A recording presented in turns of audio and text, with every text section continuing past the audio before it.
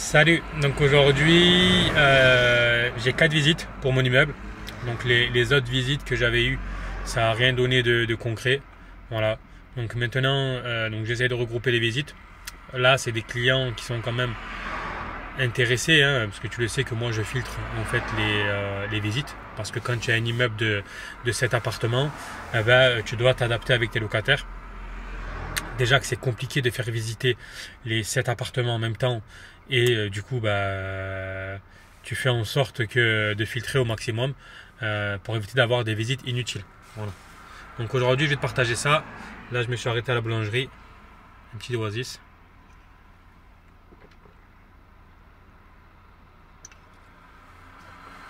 Ça passe bien. Et je vais poser mon téléphone là.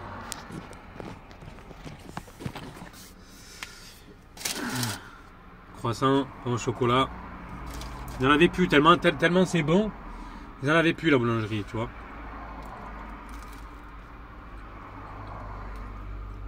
Tu as des boulangeries qui vendent. Et encore ça, bon voilà, ça a l'air d'être bon. Qui vendent des croissants et du pain au chocolat surgelés. Je trouve que ça ne devrait pas exister. Pourquoi vouloir vendre des croissants et des pains au chocolat dans une boulangerie? Une boulangerie, c'est censé être fait maison, tu vois. Ça devrait être interdit. Ils devraient autoriser uniquement dans des grandes distributions, etc. Le surgelé, mais pas dans une boulangerie, quoi.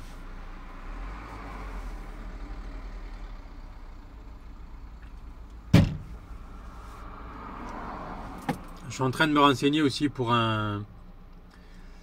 J'ai vu Bon, je vais pas trop en parler parce que voilà, on sait jamais. Et pour l'instant, rien de concret, il n'y a rien qui est fait, rien de. C'est juste comme ça un bien que j'ai vu, un local qui fait. Je vais pas donner des détails précis parce que pour l'instant, il n'y a rien de concret et je veux pas. C'est dans mon secteur, je suis dans un secteur où il y a peu d'habitants et quand il y a un local qui est de grande surface, tout de suite tu sais c'est lequel. Donc du coup je vais donner des surfaces approximatives pour que voilà, bon, de toute façon la personne elle ne le verra pas si jamais elle veut me piquer le bien. Donc c'est un local qui fait 800 mètres carrés, d'accord, et potentiellement qu'on peut le diviser entre 30 et 50 apparts. D'accord. Moi je dirais plutôt qu'on peut le diviser, qu'on peut faire, je dirais les 35 apparts, on peut les faire sans problème dans ce local. Donc j'ai discuté en fait avec le propriétaire qui lui est ok pour me le vendre parce que c'est un bien qui est off market, c'est un bien qui n'est pas sur le secteur, c'est un bien qui n'est pas à vendre, mais qui potentiellement est prêt à me le vendre si en tout cas je lui en propose un prix correct. Donc du coup, possibilité de faire plus de 35 appartements. Donc la semaine prochaine, je vais voir avec le maire. Je vais lui parler de mon projet. Et voilà, on verra, affaire à suivre. Donc après, peut-être que ça ne se fera pas, etc. Mais c'est sûr que, en tout cas, le projet, il me tente bien. Voilà, bon, je t'en parlerai par la suite. Voilà. Et d'ailleurs, c'est pour ça que je vends d'ailleurs mes immeubles. Hein, parce qu'aujourd'hui, voilà, tu ne peux pas partir sur des gros projets si à un moment donné tu n'as pas de cash derrière, si tu n'as pas de liquidité, si tu as un endettement qui est trop élevé, et à un moment donné il va falloir faire des choix. Et moi, vu que j'aime pas attendre et que j'ai pas le temps en fait d'attendre tout simplement, je préfère revendre. Voilà. Il y a aussi un truc aussi, c'est que tu as vu, j'ai mis des pompes à chaleur. Et à un appart, ils m'ont mis un ballon thermodynamique parce que c'était un pack RR. Et ce ballon, comme par hasard, il fuit. Donc il fuit au niveau d'une vis. Et donc moi, j'en ai parlé directement à la société qui a fait l'install, à mes partenaires, hein, parce que maintenant c'est mes partenaires que je vous propose. Et en fait, le souci, c'est que les délais sont longs. Et ça, c'est valable pour tout. les délais sont longs de traitement de SAV parce que ben voilà, le temps qu'ils viennent déjà voir le problème, en plus de ça, qu'ils voient que le ballon thermodynamique il est bien un souci, après qu'ils vont contacter directement le fournisseur et le constructeur pour que ça prenne garantie. Et le problème, tu sais que quand tu as des fuites, eh ben, tu ne peux pas attendre 15 000 ans. Donc du coup, je vais en profiter, voir si je peux, moi, du coup, au lieu d'attendre ces délais, etc., machin, si je peux pas essayer de le réparer,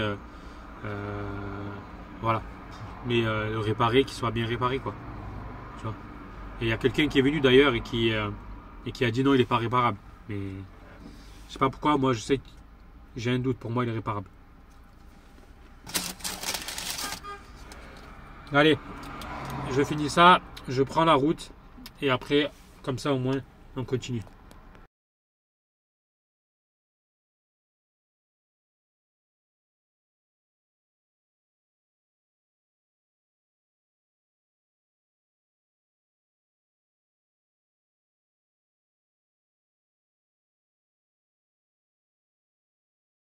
Ça y est, je suis arrivé sur les lieux. Bon, mauvaise nouvelle. Je suis allé voir la fuite. J'ai un ballon thermodynamique qui fuit. Et donc j'ai prévenu donc l'installateur. Et il s'avère que les délais sont trop longs parce que là il y a eu des dégâts. Donc je dirais principalement que c'est de ma faute. C'est de ma faute. Pourquoi? Parce que je m'en doutais, si tu veux, que les délais allaient être longs. Mais je sais pas pourquoi. Et ça, c'est un manque en fait d'attention. Hein. C'est un manque de me dire voilà, attention, il y a un problème, elle réagit vite. Chose que je n'ai pas fait. D'habitude, je réagis très vite. D'habitude, quand il y a un truc comme ça, je laisse pas, je réagis dans la semaine. Mais c'est vrai que là, voilà, il y avait quelques gouttes et je pensais pas que ça allait faire autant de dégâts. Donc je te mets les photos et les vidéos. Tu le vois, le plancher, il a bu. D'accord. Le parquet, il est tout neuf. Il doit avoir, je crois, 7 ou 8 mois. Hein. Tu l'as vu, de toute façon, tu regardes mes vidéos sur YouTube. Il y a toutes les vidéos sur YouTube de la rénovation de cet appart. Et le plafond, pareil. Plafond, pareil. La peinture, elle était neuve. Ça avait 7 mois. Et là, tu vois que ça a cloqué. Donc, j'ai prévenu l'installateur. Et là, moi, la semaine prochaine, quoi qu'il en soit, je vais trouver une solution. C'est soit eux, ils font venir quelqu'un la semaine prochaine d'urgence pour changer le ballon thermodynamique, ou soit c'est moi qui appelle un artisan, qui appelle une société et qui paye la facture et après je leur envoie la facture. Voilà en gros comment ça se passe, comment ça va se passer. Alors j'ai pas envie de rentrer dans des délais d'assurance, etc. C'est encore pire parce que si tu fais une déclaration de sinistre à l'assurance, en fait, tu as encore des délais et la fuite elle est toujours présente. Le problème, c'est que le ballon, tu peux pas le changer maintenant, d'accord. Voilà, c'est-à-dire que j'aurais mieux fait que ça soit payé par l'installateur, tu vois, que ça soit, d'accord. Mais voilà, il y a eu Noël, etc. et ça fait quasiment 2 mois que c'est comme ça. Donc, je m'en veux. C'est encore une fois, voilà, c'est de ma faute. Maintenant, on apprend des erreurs. C'est comme ça, hein. Alors après, il y en a qui disent oui, mais non, Aldo, c'est pas de ta faute, la fuite, machin, nan. Oui, c'est pas ma faute, c'est pas moi qui l'ai installé. Oui, l'installateur, voilà, les délais de réponse au niveau du constructeur, etc., ils sont longs. Ouais, mais aujourd'hui, c'est qui qui a emmerdé? C'est moi. C'est pas les installateurs, hein. C'est pas le fournisseur, hein. Lui, le fournisseur, il est au chaud chez lui, il fait de la vente, hein. Il vend des produits, hein. Donc moi, c'est moi qui ai emmerdé parce que voilà, tu sais que je vends l'immeuble. Et voilà. Après, c'est pas non plus des gros dégâts, si tu veux, tu vois. Mais ça m'embête, en fait. Ça m'embête parce que l'appartement était nickel. Le plancher était nickel. Et du coup, je vais me retrouver à avoir un ballon thermodynamique, certes, qui va être changé, mais à refaire des travaux. Donc, je vais voir comment ça se passe. Je verrai avec l'installateur. Voilà. Ça, c'est une expérience que d'ailleurs, il faut que tu prennes en compte. C'est que des fois, là, on veut trop attendre, en gros, sur les gens. Et c'est pour ça que d'ailleurs, moi, je n'attends pas sur les gens. C'est pour ça que d'ailleurs, tous mes investissements, je les ai fait seul. D'accord? Jusqu'à présent, je les ai fait tout seul. Pourquoi? Parce que j'attends l'approbation de Dégain. C'est-à-dire que demain, si je veux acheter un immeuble, j'attends pas que mon associé, il veut pas, oui, mais attends, et si il est là, non. Je veux acheter, j'achète. D'accord? Après, voilà, il y a des conditions qui fait que la banque, etc. Mais ça, les banques, il y en a des milliers. D'accord? Donc c'est pour ça qu'aujourd'hui, il vaut mieux des fois faire des investissements seul et tracer sa route et faire sa vie et faire ses investissements seul que dépendre des gens. Parce que au plus tu vas dépendre des gens, au plus c'est à contre-courant, quoi. Soit tu vas accélérer tes invests, ou soit tu vas les freiner. Donc voilà, en tout cas, aujourd'hui, j'ai pas prévu de m'associer pour mes prochains investissements. Le seul cas où je dois m'associer, c'est si vraiment je suis bloqué, ou si vraiment, voilà, ou si vraiment je trouve quelqu'un de top, où on a les mêmes valeurs, on a les mêmes principes, on a les mêmes trucs, c'est-à-dire que dans l'investissement, voilà, on a la même stratégie, etc. Bon, après, il faut que quand tu t'associes, il faut avoir des qualités différentes. Le but, c'est pas d'avoir un associé qui a les mêmes qualités que moi, qui a les mêmes compétences que moi. Le but, c'est d'avoir un associé qui a des compétences que moi je n'ai pas et qui n'a pas de compétences que moi j'ai. Tu vois, c'est ça l'avantage d'un associé, tu vois. De la même manière que quand tu recherches un associé, si par exemple tu es trop endetté, bah, tu vas chercher un associé qui a les capacités d'emprunt pour faire financer des projets. Par exemple, je sais pas moi, tu es marchand de biens, tu fais de l'achat-revente d'immeubles que tu achètes et tu vends à la découpe, ben, tu vas chercher un associé qui a le cash et toi, ben, tu vas prendre ton expérience, tu vas prendre ton expertise et vous allez vous associer dans des opérations. Voilà. Donc c'est ça qui est le but. Maintenant, moi aujourd'hui, c'est pas nécessaire. Non pas que je sais tout, justement, j'estime que je sais pas grand-chose. Mais j'aime bien chercher tout seul. J'aime bien chercher seul et me démerder. Et je suis plutôt de quelqu'un brut. Je suis pas un technicien, je suis pas un expert, je suis pas voilà, je suis juste un gars qui me démerde et qui pleurniche pas, qui a des projets de fou. Et chaque problème, eh ben, on y va, on y répond. Voilà comment je vois les choses. Et je me dis pas, non, du coup, il y a ça, laisse tomber, voilà. Comme là, le local que j'ai envie de diviser en 35 appartements, je sais que c'est un projet énorme, tu vois.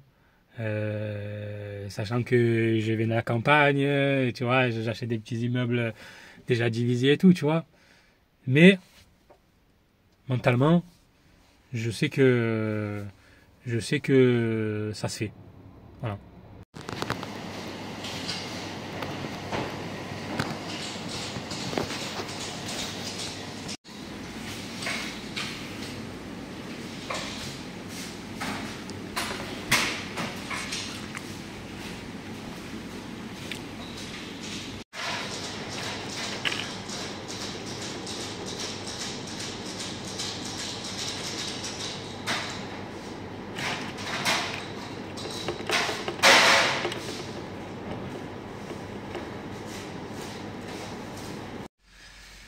J'ai bien mangé, ça fait du bien. Donc là, on va aller chez un de mes locataires. Parce que tout à l'heure, j'ai fait une visite et il m'a vu, il m'a dit tiens Aldo et tout, tu veux boire le café? J'ai dit écoute, je vais aller manger un bout et après, si tu veux, je viens à 1h30. Donc là, on va aller boire un café et après à 2h, j'ai la visite. Allez. La bâtisse. Donc, comme tu l'as vu, j'ai uniquement la moitié de l'immeuble. Voilà. Mon premier immeuble, ça fait bizarre. Je le vends. Pour continuer. Ah, c'est peut-être lui. On a du soleil. Ça fait plaisir. Du soleil. Donc là, j'attends. J'ai fait 2 visites déjà. Et là, à mon avis, je pense qu'il y a le 3e qui arrive. Ah non. Allô. On a du soleil, ça fait du bien. Bon, on attend.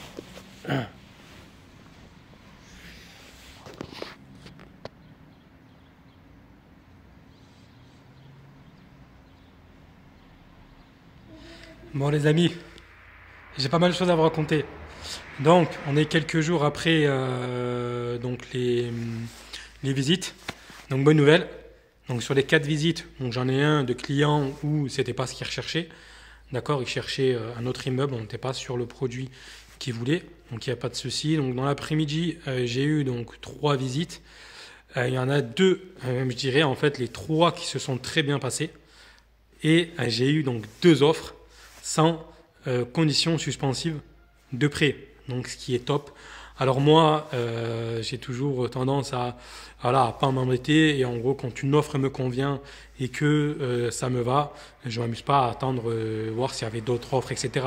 En fait, si tu veux, le soir, j'ai eu tout de suite une offre qui me convenait, et du coup en fait la personne m'a envoyé son offre, elle a été réactive, et du coup j'ai signé. Et le lendemain, j'ai eu une autre offre où forcément non pas que j'ai refusé, que pour moi, par principe, je ne pouvais pas accepter.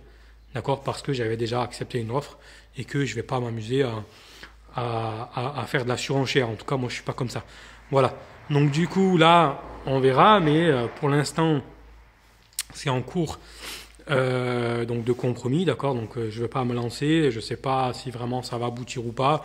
On ne sait jamais. Tant que c'est pas signé, on n'est pas à l'abri de quoi que ce soit. Maintenant, voilà, il y a une bonne nouvelle, il y a un acquéreur. Après, si tu veux, je m'en doutais un petit peu, si tu veux, quand tu sais ce que tu vends et quand tu connais ton marché, quand tu connais un peu l'immobilier, tu sais très bien qu'il n'y a pas de secret en fait. Voilà, alors après, les délais auraient pu être un peu plus longs, tu vois, mais voilà, aujourd'hui, 4 visites, 3 personnes intéressées et 2 offres sans condition suspensive de prêt. Donc ce qui est plutôt cool. Voilà. Donc maintenant pour le projet, donc le local commercial, tu vois, je souris, c'est qu'il y a de bonnes nouvelles. Alors je suis en train de faire de la mécanique. J'ai la voiture à ma maman qui est en panne. Voilà, et je vais pas la laisser dans la merde. Donc du coup je lui répare sa voiture. Je suis allé voir le maire. Et en fait, je suis allé à la mairie directement. Et si tu veux, moi j'aime bien par principe, sans forcément uniquement regarder le PLU, etc., tâter un peu et voir si c'est déjà de base. À la base, j'étais allé voir pour savoir si c'était possible de transformer en habitation. D'accord, en termes au niveau du PLU. D'accord, et comme elle m'a dit, il va y avoir un changement de destination. C'est normal, il n'y a pas de souci, tu vois. Mais si tu veux, moi je voulais avoir le maire pour vraiment lui parler déjà d'un premier jet sur mon projet, et si éventuellement ça pouvait l'intéresser, à ce moment-là, avancer un peu plus, tu vois. Et donc la première fois que je suis allé, le maire n'était pas là, du coup j'ai laissé mes coordonnées, mon numéro de téléphone, et on est à peu près 10 jours après, alors soit j'ai peut-être que j'ai pas reçu son appel, ou peut-être qu'il m'a pas appelé, ou je sais pas, mais en tout cas j'ai pas eu de nouvelles, tu vois. Du coup, moi ce que j'ai fait, donc aujourd'hui, 10 jours après quasiment, je suis retourné carrément directement à la mairie et essayer de voir si au niveau du PLU, si on pouvait faire un changement de destination, tu vois, ou s'il y avait quelque chose qui interdisait, tu vois, ou si non, ce local, il fallait le mettre uniquement en commercial, tu vois. Et moi, donc sur mon projet, je l'ai vraiment pensé pour la zone, pour le secteur, tu vois, et non uniquement dans mon intérêt personnel en tant qu'investisseur, d'accord? Je l'ai pensé aussi au niveau de l'intérêt de la ville et de la commune. C'est hyper important, tu vas comprendre après pourquoi. Donc, et le hasard, des fois, fait bien les choses dans la vie. C'est que quand je suis allé directement à la mairie pour voir s'ils m'ont renseigné en termes du PLU, etc., j'ai une personne qui était juste à côté de moi et qui écoutait ce que je disais à la personne de l'accueil. Et tout de suite, elle a repris le fil de la discussion, elle m'a dit « oui, je vous écoute ». Et du coup, moi, je lui ai parlé de mon projet, je lui ai dit que l'idée, c'était de ce local de transformer en plus de 30 logements pour pouvoir, comme je t'ai expliqué, y loger en fait les personnes qui n'ont pas moyen de locomotion, qui n'ont pas de permis, qui ont clairement rien en fait, et de proposer cette opportunité-là, de pouvoir se loger dans un studio qui est proche de cette zone pour pouvoir venir travailler, d'accord? Et du coup, qu'est-ce qui se passe? Des personnes qui sont à 1 heure de route, même à 2 heures de route, il suffit qu'ils ont un boulot, ok, oui, il y a un logement qui est à côté, vous pouvez venir à pied, parce que c'est vraiment proche. Et du coup, paf, tout de suite, en fait, ça permet de ramener du monde dans la commune, tu vois. Et du coup, ça permet aussi à la personne de pouvoir trouver un emploi, de se développer. Par exemple, un jeune qui n'a pas de permis, ben, ça lui a permis justement de venir travailler et de pouvoir ben, grandir petit à petit et justement d'avoir un premier travail. Après, grâce à ce travail-là, se payer son permis et éventuellement après se prendre un appartement plus grand, une maison, et notamment, tu vois. Voilà. Et ce qu'il y a aussi, c'est que la personne qui va venir travailler ici, elle va rester la semaine. Donc elle va consommer. D'accord, elle va aller à Intermarché, elle va aller dans les boulangeries, d'accord, proches, d'accord. Alors elle va venir à pied. Il y a une boulangerie, d'accord. Il y a quand même quelques petits commerces, tu vois, à pied. Donc tu peux faire ça à pied. Donc du coup, ben, j'ai clairement dit ça en fait. J'ai vraiment sur le projet, je suis vraiment allé dans ce sens et c'est vrai en plus. Moi, le projet, je l'ai pensé autant aussi pour mon intérêt personnel, mais pour l'intérêt de la commune. Et c'est ça qui a accroché, je trouve, et ça fait plaisir. La personne, elle a tout de suite vu et compris en fait mon projet. Elle a dit, bon là, écoutez, je vais en parler avec le maire, on va étudier ça, et éventuellement, il va venir vous rencontrer, vous allez éventuellement vous rencontrer pour parler du projet. Elle me dit parce que il y a eu plusieurs fois des demandes pour transformer en habitation. Alors, je ne sais pas exactement si elle parlait de ce local ou éventuellement des locaux qu'il y avait dans le secteur, etc. Qu'en fait les personnes souhaitaient le transformer en habitation, c'était du commercial et transformé en habitation, ils ont refusé, d'accord. Et le fait en fait que j'y porte un réel intérêt et de dire non, moi c'est de faire uniquement des studios pour pouvoir faire venir des travailleurs qui vont venir travailler dans ces usines-là, dans ce secteur, parce que le local là où il est très bien placé. Il est vraiment très bien placé pour les personnes qui veulent venir travailler. Et c'est tout de suite, j'ai établi l'opportunité. J'ai tout de suite pensé à ce projet-là. Et surtout aussi, j'ai dit que moi, là où je souhaite investir, ça fait plus de 15 ans que j'habite ici. D'accord. Je ne suis pas un investisseur qui vient et essayer de dire machin, non, non. Je connais cette commune, je l'ai vu grandir, ce local commercial, et ça fait plus d'1 an que je le voyais, qui me faisait de l'œil. D'accord. Aujourd'hui, j'ai peut-être l'opportunité de pouvoir l'acheter. D'accord. Donc, bah voilà, c'est top. Tu vois, je suis pas quelqu'un qui est pas de la commune et qui comprend rien, qui vient faire un projet qui a rien à voir, qui n'a pas de sens avec la commune, qui n'a pas d'intérêt. Tu vois ce que je veux dire? Et uniquement pour mon propre intérêt financier personnel. Non. Le vrai deal, il est de réfléchir à des projets qui ont un intérêt pour la commune, un intérêt pour les personnes qui vont s'y loger, et un intérêt pour moi, pour mes business, parce que si mes business se portent mal, ben en fait c'est pas bon pour moi, tu vois. Donc voilà. Donc du coup elle m'a dit, bah, écoutez, on va voir. Donc ça c'est top. Elle m'a pas fermé les portes. Et maintenant ben, on va voir de ce qu'il en est, hein. Alors encore une fois, je vous partage en toute transparence. Peut-être que ce projet-là ne se fera pas. En tout cas c'est certain que maintenant je vais aller sur des gros projets. Non pas parce que voilà, mais c'est parce que ben, maintenant j'ai plus envie de partir sur des projets plus gros. Voilà, tout simplement. J'ai plus envie de faire des immeubles de 5-6 apparts. J'ai plus envie voilà, j'ai envie de partir sur des produits de minimum 15, 20, 30 appartements. Parce qu'aujourd'hui, c'est ça qui me drive et voilà, c'est tout. Donc après, bien sûr, hein, je resterai quand même diversifié, mais pas trop. Je vous expliquerai pourquoi et les raisons qu'il ne faut pas non plus se nicher dans un seul truc. D'accord. Comme là, par exemple, ça fait un petit moment, tu vois, aussi, je m'intéresse à l'investissement dans des business, dans des entreprises, le rachat d'entreprises, tu vois. Et notamment racheter des fonds de commerce. Voilà, donc du coup, je suis en train de me renseigner, ça me fait de l'œil. Et à voir, peut-être que ça va aboutir. J'ai fait des demandes là en termes voilà, analyser les bilans comptables, etc. des sociétés.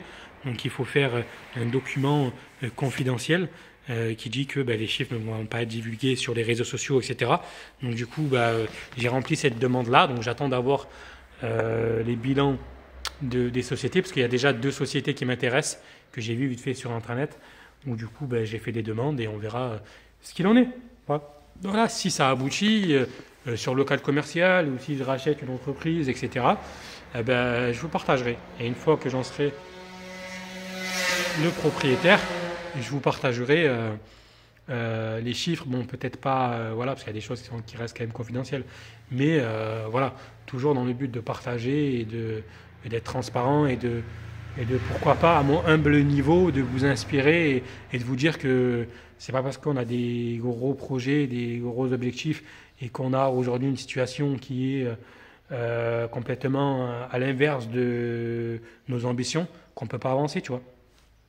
Regarde, moi aujourd'hui, ce local-là, je l'ai acheté, bon voilà, il est en stand-by, et je l'ai acheté pas cher, et par la suite, eh ben, j'espère, il va y avoir des projets qui vont se faire, et voilà, et tout ça, je vous le partagerai, et petit à petit, tu avances, tu évolues, et tu grandis doucement, et voilà, c'est tout. Allez, les amis, sur ce, je vous dis à la prochaine. Ciao.